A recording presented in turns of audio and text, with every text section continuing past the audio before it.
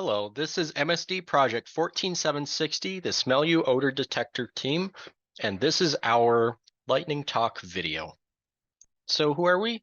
This here is an image of our entire team from left to right. This is Devin Boyce, our mechanical engineering student, Blake Donley, our computer engineering student. This is me, Joe Maurer, the electrical engineering student for this team. Uh, Jonathan Parker is a biomedical engineering student, and David Peng is our other mechanical engineering student. And this is Martin Pepe, our guide. So at the beginning of MSD1, our guide, Martin, provided us with this sensor, the smell inspector. And what it does is it takes in a smell and then using its carbon nanotubes, it records the data of the molecules of the smell it took in and records it to a CSV file. Then a machine learning model is used to model that smell to allow this sensor to take in the smell again and then recognize recognize what the chemical is. Now, in order to do that, it needs a big enough database. However, since this is a relatively new piece of technology, the database is too small for it to work effectively. Now, the problem is in order to build up a database, you need to take a large number of recordings. However, it takes about 40 minutes for the sensor to record a smell. It takes 20 minutes to reset itself. That is to recalibrate and flush out the chemicals from the previous smell and recalibrate to its atmosphere, and then another 20 minutes to actually record the smell when it's exposed to it, for a total of 40 minutes, which is too long to just like record multiple smells in one sitting, but also too short for you to just leave it. Now, so what we wanted to do with this sensor is we wanted to create a system that would allow the user to set up a couple of smells, 3 smells to be exact, and then let the system run for 2 hours and let the sensor record the smells for each one of those smells. That means that the user would be able to leave the system alone for up to 2 hours. Now, we wanted to create an environment that would allow the sensor to take accurate recordings, and we wanted to make it so that the system could be quickly set up and then also quickly maintained for about 10 minutes. Now, this is a little flowchart of what we expect all the interactions will be like. So from the left, you could see we have turning on the smell device as well as the systems. Turning on the system being turned on itself.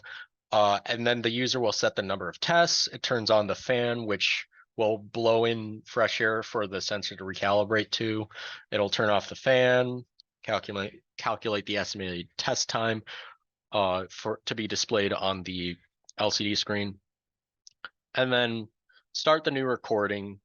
It will expose the smell to the device, seal the previous, and then once it's done with that, it will seal the previous smell, and then it will record the data to the database. And then it will loop around until the number of tests have been completed, and then it will put everything away and then go into standby mode for the user to come back to. So due to some complications in MSD1, we were very tight on time. So we decided to simplify the final design as much as we could. So what we ended up with was a box chamber and inside another cylindrical chamber. And in that, it would be segmented into 4. There would be a bottom plate that would rotate these walls. And in each segment, in 3 of the segments, there would be chemicals. So it'd rotate and then expose a different chemical to the sensor. The sensor would sit in one of the quadrants while it rotates through and exposes the different smells. And then one of them would be empty to allow for the sensor to recalibrate.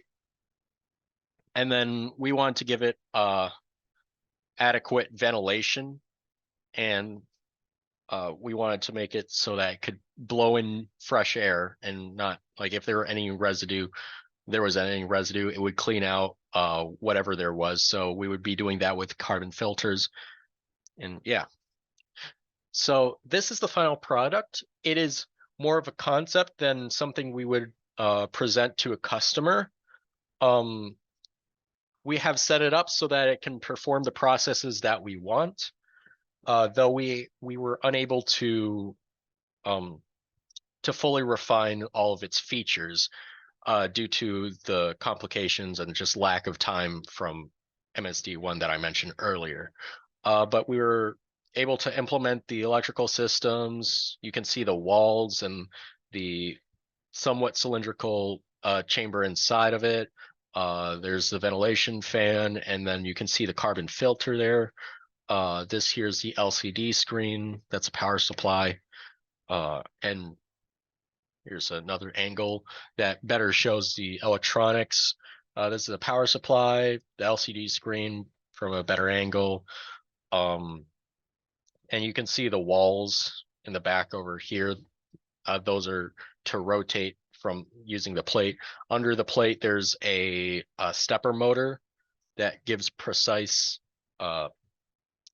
steps that will allow us to better control how the walls rotate.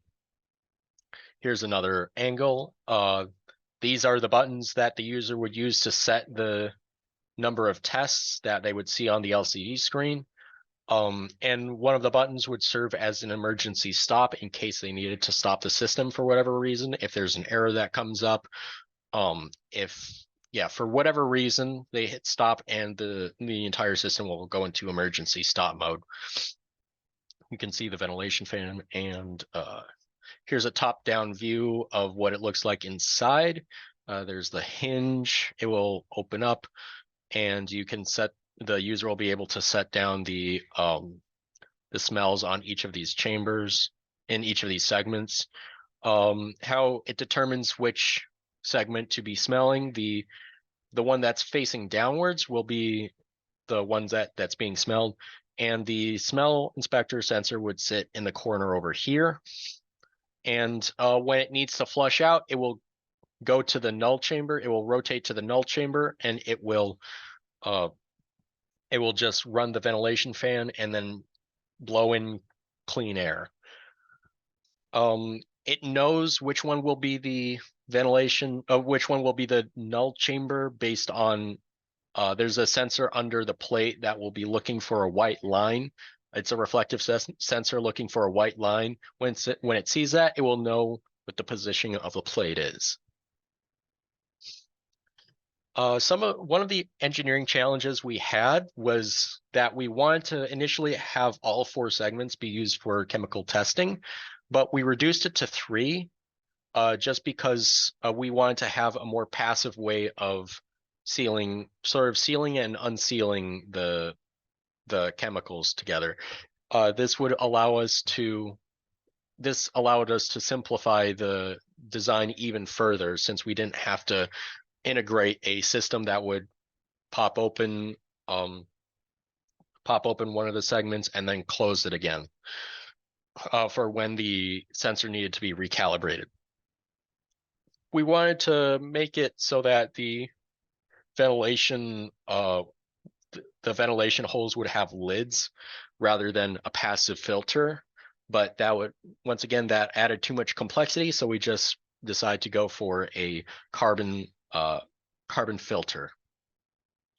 And active sealing and unsealing of segments would have prevented any possibility of chemicals and smells mixing with each other. One problem we currently have is that when this plate is rotating, there will be a time when both chambers are exposed at the same time, and there's possibility for mixing. But we simply didn't have enough time to properly integrate a system that would allow them to be fully isolated from each other. Thanks for watching.